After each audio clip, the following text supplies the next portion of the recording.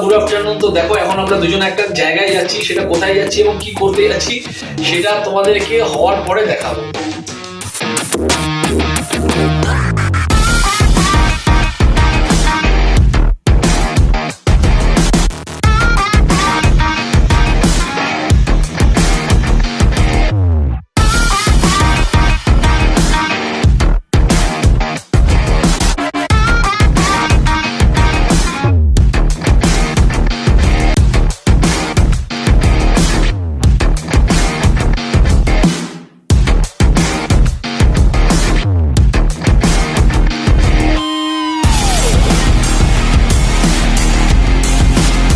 ভিডিওগুলো দেখে তোমরা বুঝতেই পারলে যে কোথায় গেছিলাম আর কি করতে গেছিলাম।